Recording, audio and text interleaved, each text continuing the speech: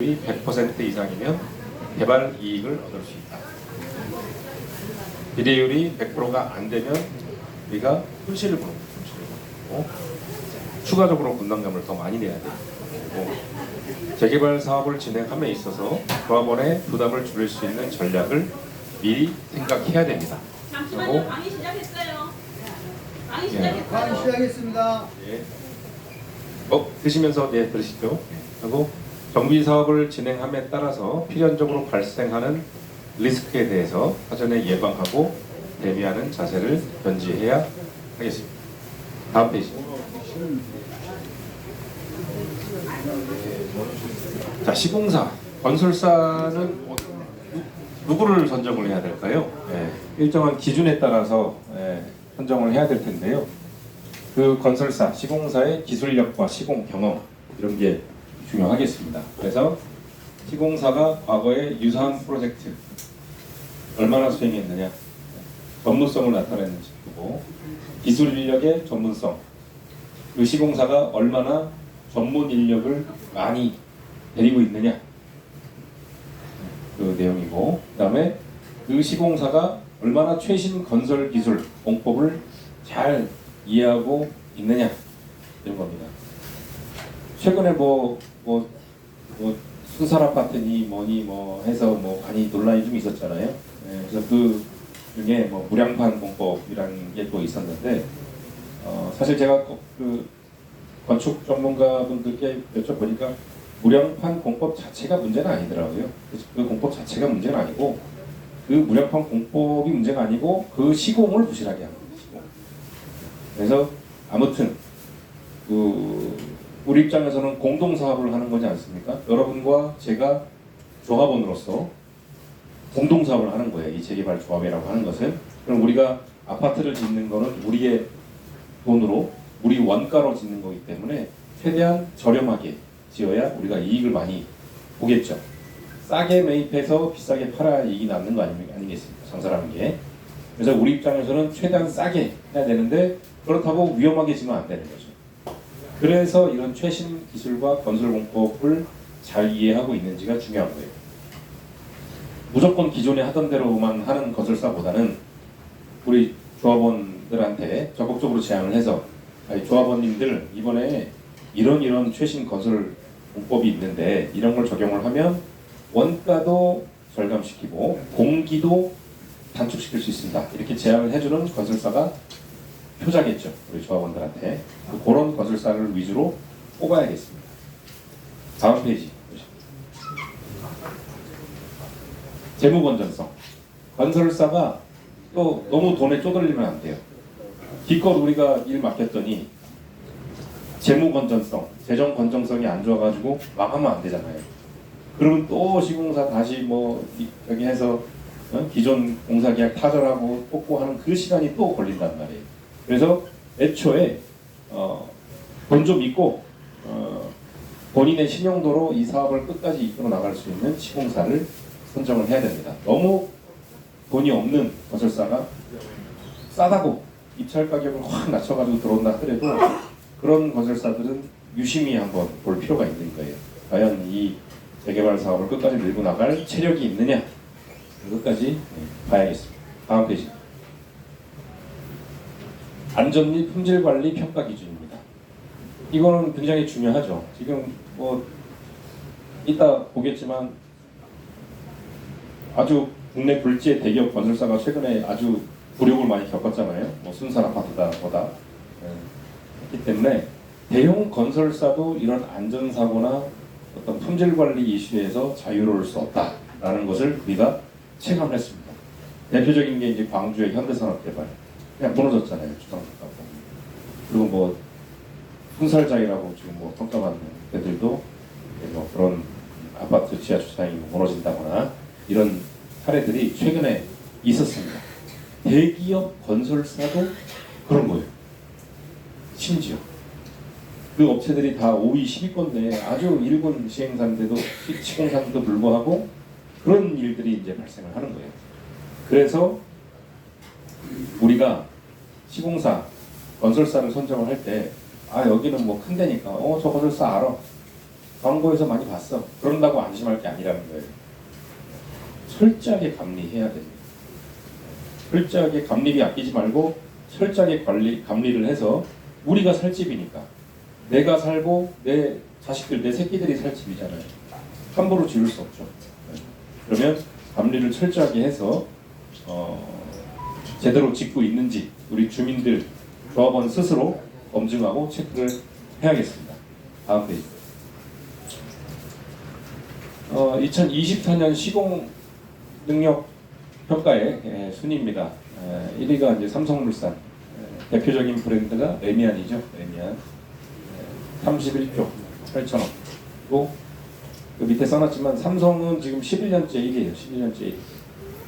그래서 삼성이 이 재정비 사업에서도 압도적으로 독보적으로 치고 나가고 있습니다. 우리 조합원 주민 여러분들 사이에서도 뭐 이 삼성이 줬으면 좋겠다, 어디 뭐 현대가 줬으면 좋겠다, 대우가 줬으면 좋겠다, 뭐 많은 의견이 있으실 거잖아요.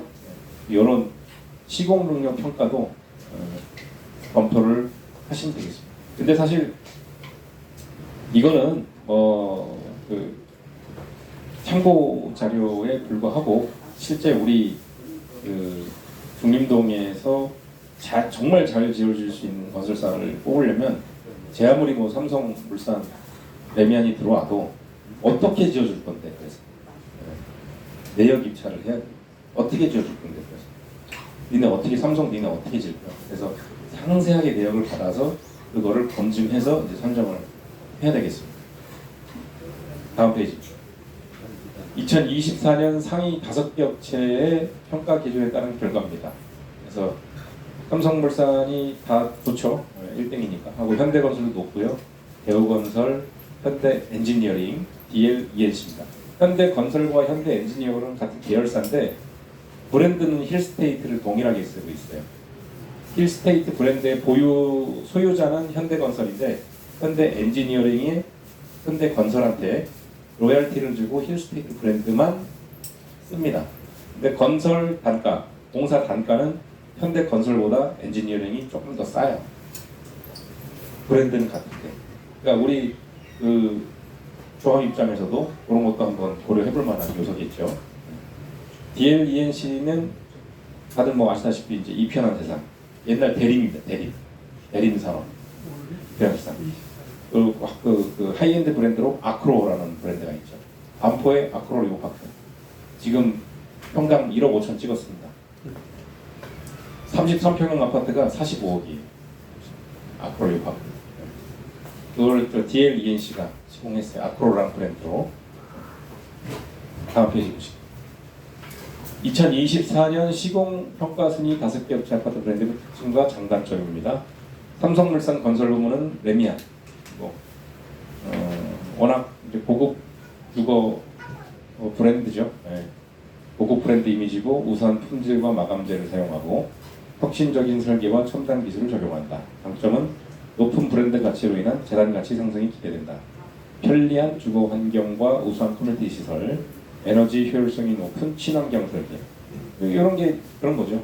이런 게 이제 우리가 방금 전에 들었던 친환경 업체 그런 데서 조합한테 제안을 하는 거예요. 이런 식으로 이렇게 하면은 친환경 등급을 높이 받아서 용적률 인센티브 받고 공사 단가도 절감을 시키고 그 이후에 유지 관리비.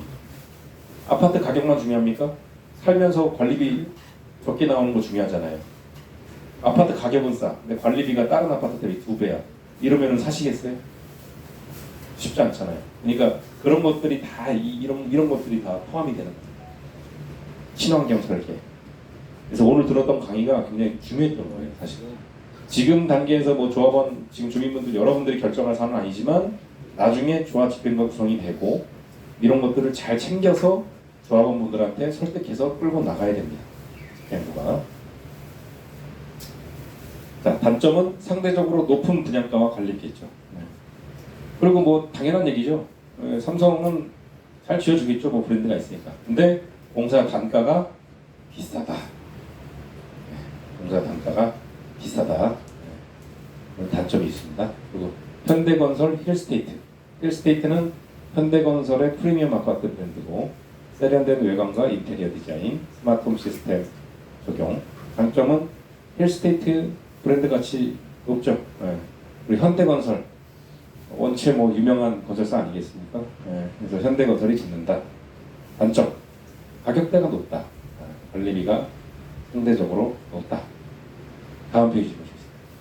대우건설 푸르지오. 예. 대우건설은 대우기 아닌 거 아시죠? 김우중 회장님 돌아가셨잖아요. 예. 하고 대우건설 다 해체됐어요. 됐고 대우건설은 대우라는 브랜드를 쓰고 있지만 대우랑은 전혀 상관없어요. 대우건설의 주인이 누군지 아세요 혹시? 최근에 이제 중흥건설, 중흥건설이라는 데가 이제 있어요. 근데 여러분 중흥건설이 짓는다고 하면은 투표하시겠어요? 안 하실 분도 계시겠죠. 대우건설이 한다 하면요. 대우건설이 아무래도 이제 유명세가 있으니까. 근데 재밌는 게 대우건설을 중흥건설이 갖고 있어. 네. 그러니까 그런 것도 감안을 하셔야 돼요. 푸르지오. 푸르지오는 푸르다와 지오. 지오가 이제 영어 적도로 땅, 랜드를 얘기하거든요. 그래서 땅을 풀게 한다 뭐 그런 뜻을 장명을 한 것 같습니다. 그래서 이제 푸르지오 했고 대우건설의 기술력을 바탕으로 높여주는 겁니다. 대우건설의 하이엔드 브랜드 혹시 아세요? 대우건설은 하이엔드 브랜드가 뭐가 있을까요? 서밋. 대우건설 서밋 브랜드가 있어요. 그래서 저 경부 타고 나가는 거기는 대우건설이 프로제가 아니고 서밋, 대우 서밋이라는 브랜드로 시공을 했습니다.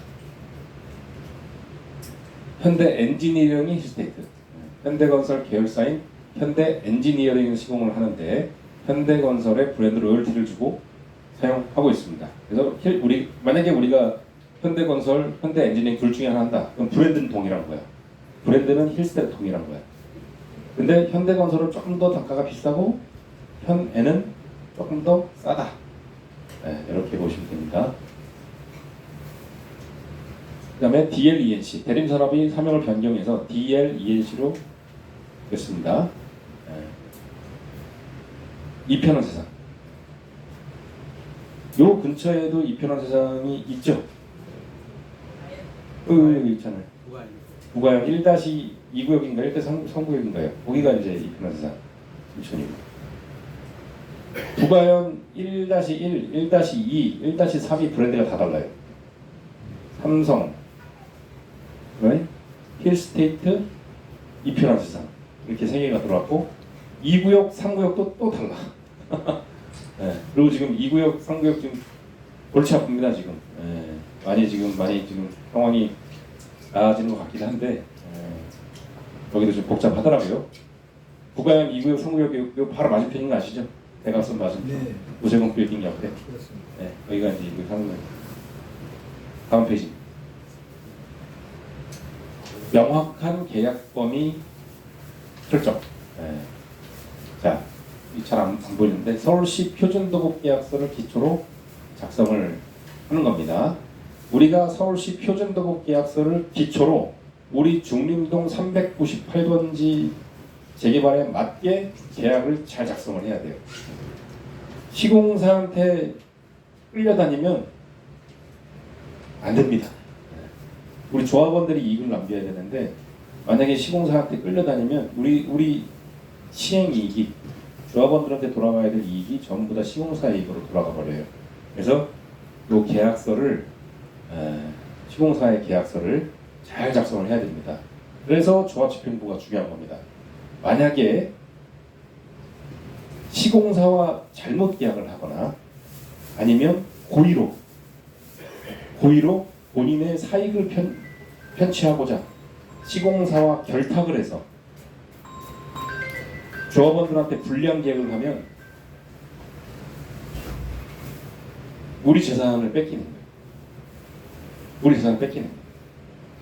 그래서 이런 부분에 있어서 시공사와 제대로 계약을 하는지 우리가 공부를 해서 차후에 두세 달 후에 조합집행부가 누가 구성이 되든지 간에 시공사와 계약을 잘 하는지를 유심히 따져보셔야 됩니다. 그냥 너 잘하겠지. 그렇게 하는 순간 우리 호주머니에서 돈 술술 새는 거예요. 이제. 그래서 이런 자리가 필요한 거고 이제 여러분들은 제가 다시 한번 강조드립니다만은 공동사업이에요. 저와 저를 포함한 우리 조합원들 모든 분들과의 공동사업이에요. 그 말인즉슨 여러분들은 고용인이 아니고 고용주예요. 고용주. 장사하시는 거예요. 장사. 고용주. 고용주는 공부를 해야 돼요. 고용인은 월급만 받는잖아요. 고용주는 계속 공부해야 돼요. 그래서 명확한 계약 범위를 설정을 해야 됩니다. 그래서 공사 범위 및 책임 한계 명확화, 공사의 시작점과 종료점을 명확히 정리를 합니다. 각 당사자, 시공사, 조합, 설계사, 책임 범위 상세 기술을 해야 됩니다. 나중에 잘못됐을 때, 내 책임 아니야. 그럴 수 있잖아요. 그럴 때, 이건 뭐뭐는 네 책임이고, 뭐뭐는 네 책임이야. 이걸 명확하게 구분을 해줘야 돼요. 사전에. 나중에 하면 필요 없어. 사전에. 이게 잘못됐을 때는 네 책임, 뭐 했을 때 이걸 상세하게 구분을 해놔야 돼요. 그래야 나중에 딴소리 못합니다. 그리고 집안조사, 철거, 신축 등 각 단계별 책임 소재를 명시합니다.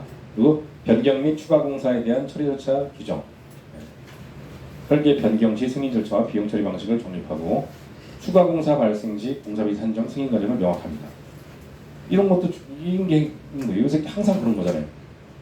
자재비 올랐어, 인건비 올랐어, 공사비 올려줘. 다 올수. 그래서 막 정비사업장, 서울시내 정비사업장 다 올수 됐었어요. 불과 얼마 전까지. 이제 조금 다시 재개되는 것 같은데 도저히 접점이 안 찾아지니까. 근데 이해는 돼. 왜냐면 뭐 우크라이나 전쟁이다, 모금의 상황이다 이러면서 뭐 자재비, 인건비가 한 번에 확 올랐잖아요. 이해는 되는데 건설사, 시공사 입장에서는 옳다구나, 이때다. 예를 들어서 단가가 한 20% 올랐는데 한 30%, 40% 증액하려고 하는 거야. 그럼 우리 해줘야 됩니까? 안 해줘야 됩니까? 여러분들 만약에 공사비 증액 총액 안건으로 올라오셨어요. 여러분들 찬성표 던지실 거예요? 안 하실 거예요? 그렇죠. 네. 그래서 그런 것도 따져보셔야 돼요. 그러니까 찬반이 무조건적으로 결정되는 게 아니고 공사비 증액 이슈가 있으면 따져봐서 건설사의 지금 공사비 증액 요구가 합당하다.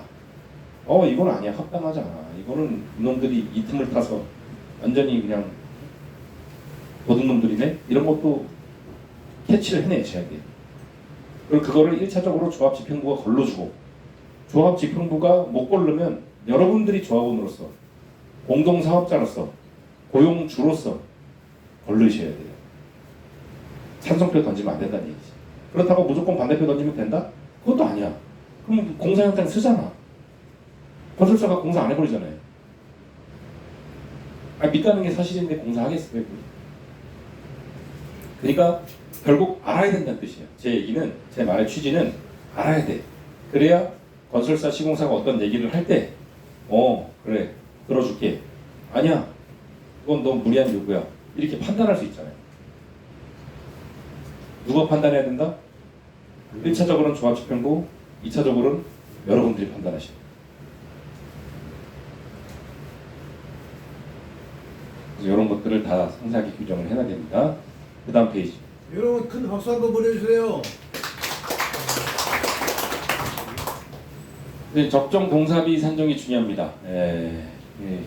굉장히 중요한 내용들 계속 나오고 있는데요. 그래서 공사 단가를 얼마나 할 거냐. 보통 이제 이렇게 물가 상승률을 반영한 에스컬레이션 조항을 포함시킵니다. 하고 주요 자재 가격 변동에 대한 대응 방안도 다 이제 넣어놓게 되는 거죠. 그러면 시공사와 조합이 서로 게임하는 거예요, 사실. 앞으로 펼쳐질 일은 모르잖아요.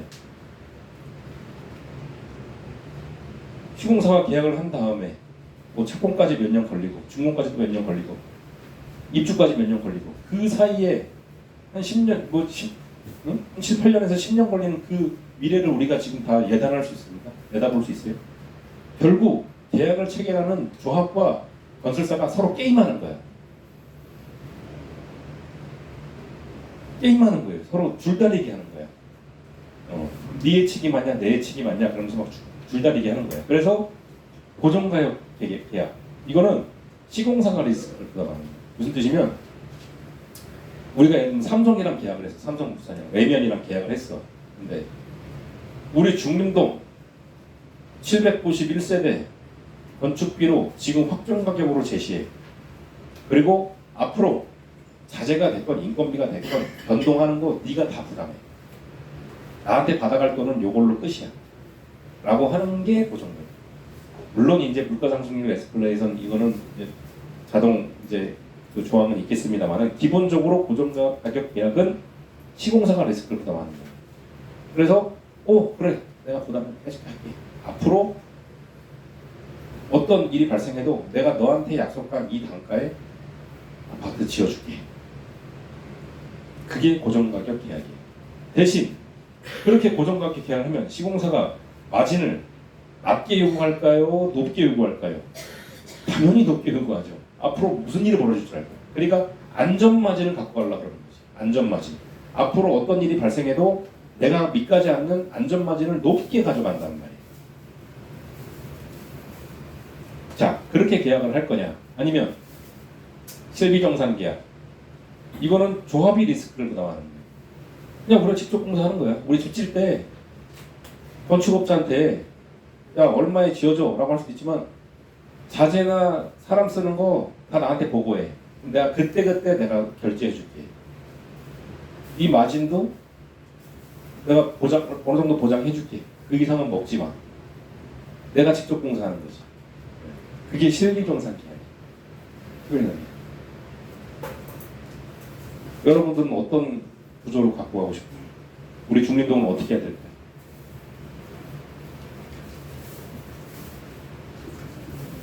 지금으로서는 알 수가 없습니다. 지금으로서는 그때 가서 1차적으로는 조합집행부가 결단을 하고요. 2차적으로 여러분들이 승인합니다.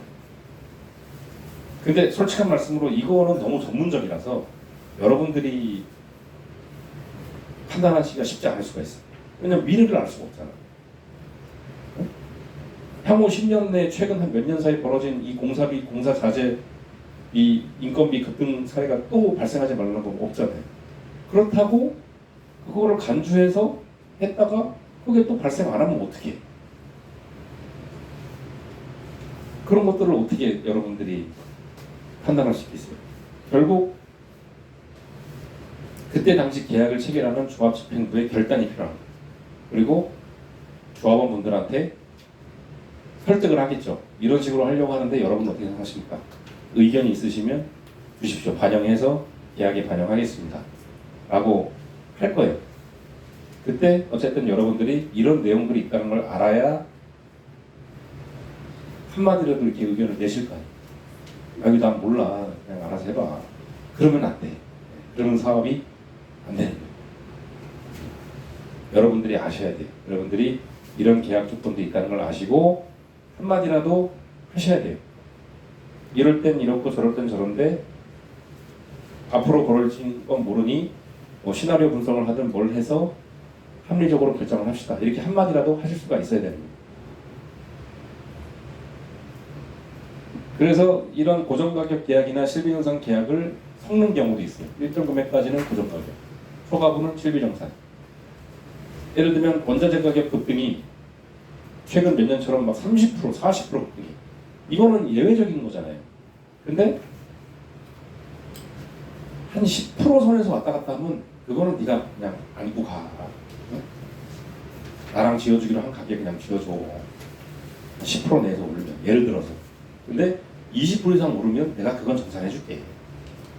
이렇게 되는 그런 게 이제 섞어서 할 수가 있는. 그리고 인센티브, 페널티 조항 설정을 해야 돼요. 공기 단축, 품질 향상, 안전 관리 등에 대한 인센티브를 설정을 해야 됩니다. 다음 페이지. 지불 조건, 일정. 이것도 아주 중요하지, 이것도. 네. 건설사 돈 언제 주느냐. 아니, 돈을 잘 줘야 일을 하죠, 건설사도. 그렇죠? 돈을 잘 줘야 건설사도 일을 할 거 아닙니까? 근데 일도 제대로 안 했는데 돈부터 줄 수가 없잖아요. 그래서 이 대금 지급 스케줄도 조합이 잘 결정을 해야 됩니다. 그래서 선급금, 중도금, 준공금, 단금 이렇게 해서 기성에 따라서 보통 나가는 거죠. 지난번에 우리 주민협의체 회의에서 어떤 그 규정 정건 안건 그 표결을 할 때도 요 공사대금 지급 관련된 규정이 있었어요. 근데 그 중요성에 비해서 너무 쉽게 그냥 이렇게 패스 하는 걸 보고 참 안타까웠는데, 그러니까 이제 그런 것들 하나하나가 아는 분들이, 이 내용을 아는 분들이 조합집행부로 들어오셔야 됩니다. 그래서 건설사와 계약을 잘 맺으셔야 돼요. 그래야 우리 조합원들이 피해를 보지 않습니다. 그래서 공정률에 따른 지급 기준을 설정한다. 그래서 뭐 골조 완료되면 30%, 내부 마감되면 20%뭐 이런 식으로 하고, 공사 진행률에 따라서 지급을 하는 거죠. 그리고 유보금 및 하자보수 보증금 협의를 하게 됩니다. 다음 페이지입니다. 자, 그럼 시공사와 우리가 게임을 하는 건데, 그럼 시공사는 나랑 경쟁 관계고 적대 관계냐? 그렇지 않죠. 시공사와 이제 옥신각신 뭐 할 때는 해야 되는 거지만 기본적으로는 협력 관계다. 시공사는 협력하는 관계예요.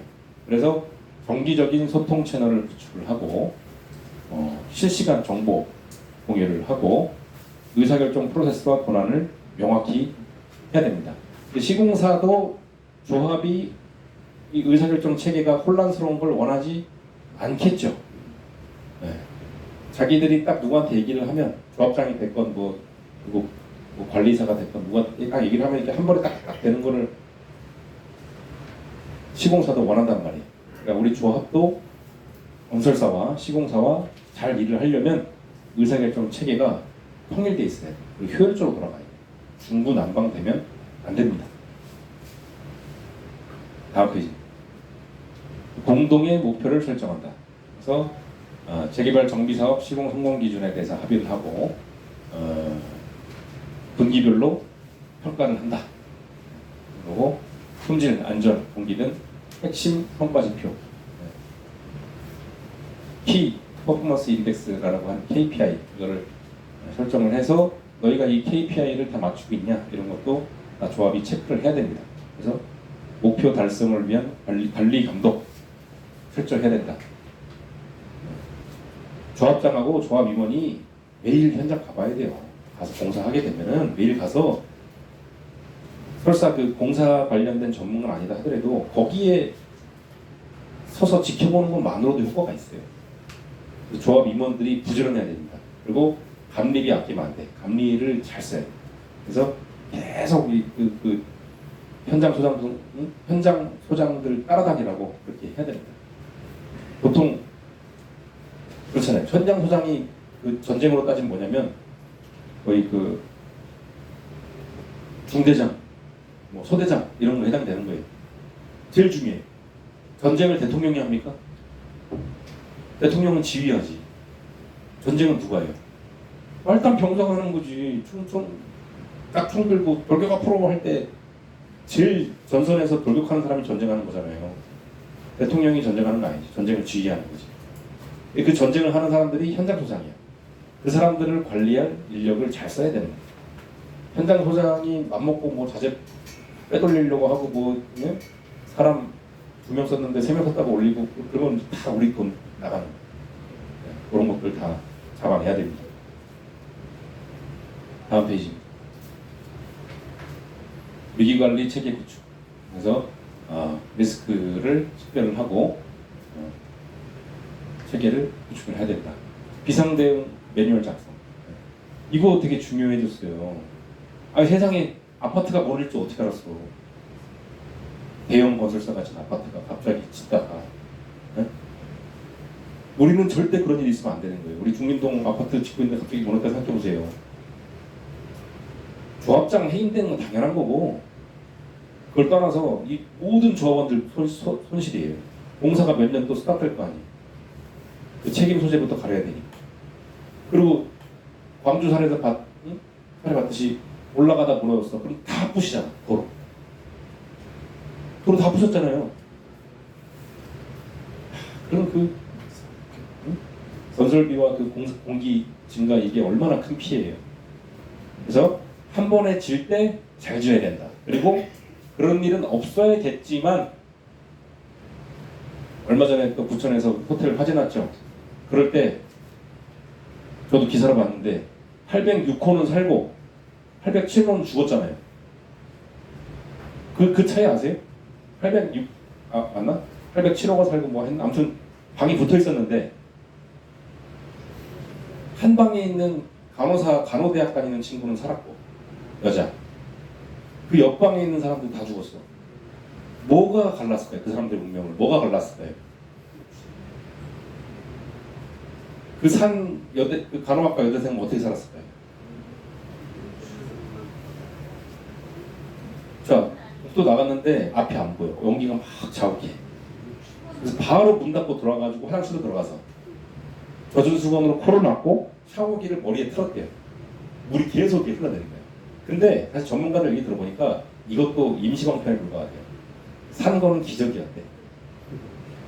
근데 아무튼 살았잖아. 다른 사람들은 일산화탄소 중독으로 그냥 해서 바로 죽고 거긴 살았잖아.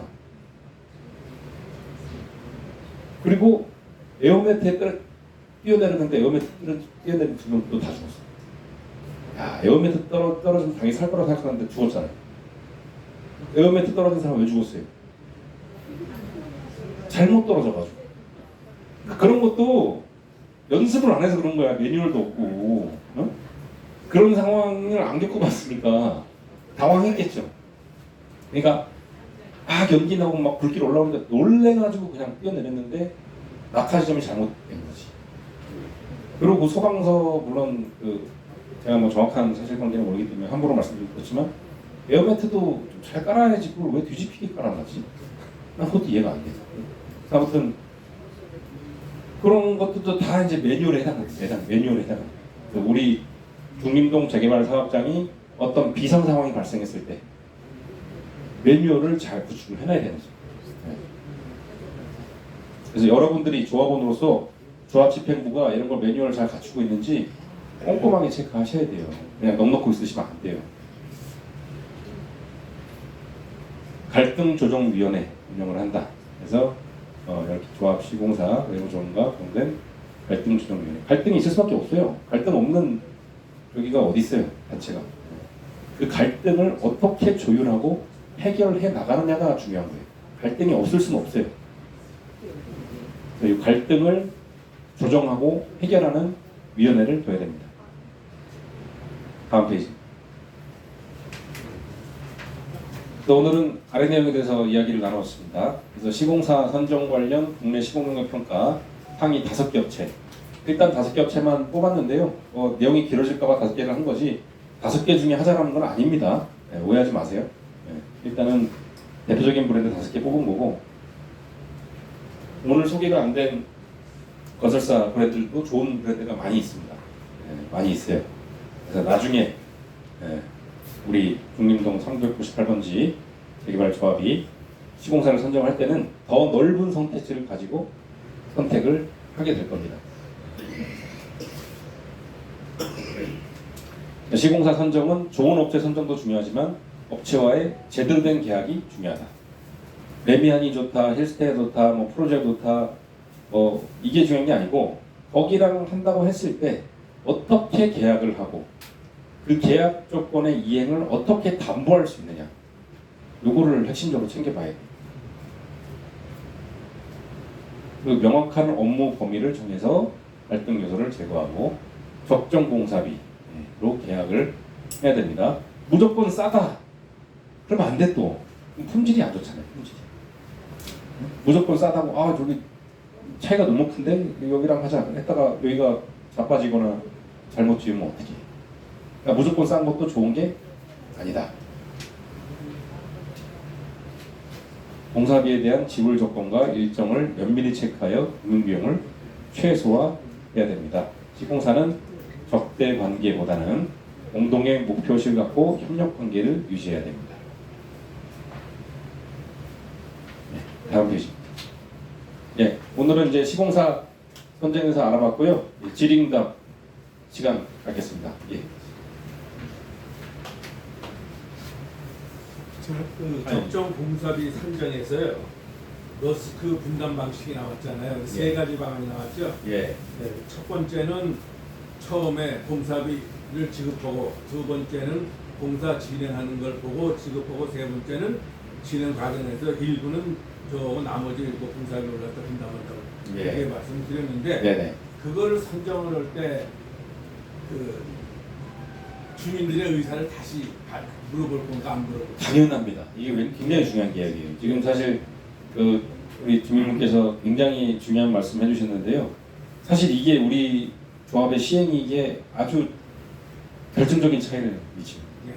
근데 제가 여러 가지 경우를 봤는데, 이게 공사를 선정을 했는데, 배사를 선정을 했는데, 배사에서 의견에 맞지 않고 그럼 자기 포기로 나가더라고. 그러면 다른 회사가 들어오잖아요. 그러면 거기에 분담금이 많이 들어가요. 역시 대표적인 예가 중림동 레미안 아파트가 그 첫 번째 경우예요. 그 다음에 왕십리 그 아파트 있잖아요. 거기 비일비재하더라고요.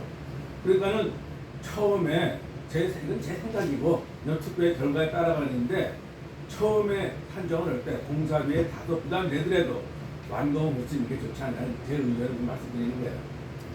그래서 이제 그 말씀드린 것처럼 무조건 싼 것도 좋은 것도 아니고, 당연히 당연한 얘기지만 비싼 것도 우리 비례율에 영향을 미치기 때문에, 시행 이익에 영향을 미치기 때문에 그것도 안 되고, 또 중간 어디에서 결정을 해야 되고, 계약할 때도 앞으로 자재비나 인건비가 막 변동이 되더라도 네가 다 부담할래, 우리가 부담할 테니까 싸게 지을래, 이거를 우리 조합이 결정해야 돼요. 앞으로 자재비나 인건비가 막 올라가도 네가 다 그냥 책임지고 이 가격에 할래? 일단 싸게 계약을 하고, 만약에 자재비나 인건비가 올라가면 내가 더 정산해줄게, 이렇게 계약을 할래? 이거를 우리가 결정을 해야 돼요. 물론 이 두 개를 섞을 수도 있어요. 완공 시까지 처음에 계약한 데다가 끝까지 지어가면 좋겠다 이거죠. 고정. 예, 그거는 이제 보통 책임 준공 조항이 들어가요. 예, 지금 웬만한 이제 그 사업장에서는 책임 준공 조항이 안 들어가지 않습니다. 왜냐하면 책준과 시공사 연대 보증 이 두 가지가 부동산 PF의 핵심 선결 조건이에요. 무슨 뜻이냐면 금융사들이 돈을 빌려줘야 되잖아요. 그러면 우리 중림동 땅을 담보로만 빌려주는 게 아니에요. 우리가 이제 조합이 창립총회가 결성되고 나면, 집행부가 구성이 되고 나면 바로 시공사 선정 들어갈 거예요. 거기 바뀌어서 사업시행 인가까지 기다릴 필요가 없어졌어요. 창립 그 조합 설립 인가부터 사업시행 인가까지 기간에도 시공사를 선정할 수 있어요. 옛날에는 사업시행 인가를 받아야만 선정을 했는데 당겨졌단 말이에요. 그러면 바로 들어갈 가능성이 높고, 그러면 그 시공사는 뭔 돈으로 공사합니까? 뭔 돈으로 이 사업 진행해요? 빌려야죠. 자체 돈이 있더라도 빌린단 말이에요. 금융권에서. 일단 자기들 돈으로 우리한테 돈을 좀 빌려줘요. 이게 시공사 대여금. 근데 이거 잘못 쓰면 시공사한테 발목 잡히는 거야. 발목 잡히는 거야. 네. 근데 그것도 잘 써야 되고. 그리고 한번 금융사 차입이 일어나면 그때부터는 이제 시간 싸움. 우리가 예를 들면 7년을 목표로, 7년 안에 입주를 목표로 하다가 한 1년, 2년 늦어졌어. 그 기간 동안에 이자에 또 주고 나는 거예요. 그래서 이 금융사 차입금이 되게 중요한데, 금융사들이 우리 정비사업의 PF라고 하는 Project Financing, 제가 나중에 금융사업 전문가도 저희 함지기 포럼에 재개발 포럼에 한번 모실 생각입니다. 근데 아무튼 들어보시면 아시겠지만 이 PF, 부동산 PF를 일으키려면 시공사의 신용도가 들어가야 돼요. 그래서 우리가 정비사업, 우리 중림동을 공사를 하는 아파트 건설사를 너무 허접한 데를 써도 안 돼. 그러면 차입이 안 돼. 금융권에서 받아주질 않아. 그래서 어느 정도 규모가 있는 데를 하긴 해야 돼. 무조건 싸다고 좋은 게 아니에요. 그리고 그 건설사가 만약에 요구하는 조건을 우리가 받아들여야 될 수도 있어요. 내가 보기엔 뭐 삼성이 더 적합한데, 대우가 더 적합한데, 현대건설이 더 적합한데, 얘네가 요구하는 조건이 또 있단 말이에요. 그걸 우리가 받아주면 얘네가 공사계약체가 하고, 안 받아주면 나 안 할래, 이럴 수도 있어요. 그래서 그런 어떤 그 공사 단가 계약도 순수하게 조합 의지만 가지고 안 갈 수도 있어요. 우리가 사업성이 너무나 뛰어난 사업장이다, 강남 뭐 핵심 노른자이다, 이러면은 사실 우리 주도권 있는 팀인데, 여기도 물론 사업성이 나쁘지 않습니다만은, 근데 강남 정도, 강남 핵심 상권 정도의 입지는 사실 아니기 때문에 우리가 지금 오늘 본 것처럼 5개, 예를 들면 5개 업체 중에서 꼭 해야 된다 그러면 얘네들 요구를 좀 들어줘야 아마 계약을 할 거예요. 그래서 우리가 원하는 게 있고 시공사가 원하는 게 있으면 그걸 적절한 타협점을 찾아가지고 잘 계약을 체결을 해야 됩니다. 결국 우리도 공동사업을 통해서 이익을 남기려고 하는 거고, 시공사도 돈 벌려고 하는 거고, 그러니까 이제 그 접점을 잘 찾아가야 돼요. 또 궁금하신 거 질문 받겠습니다.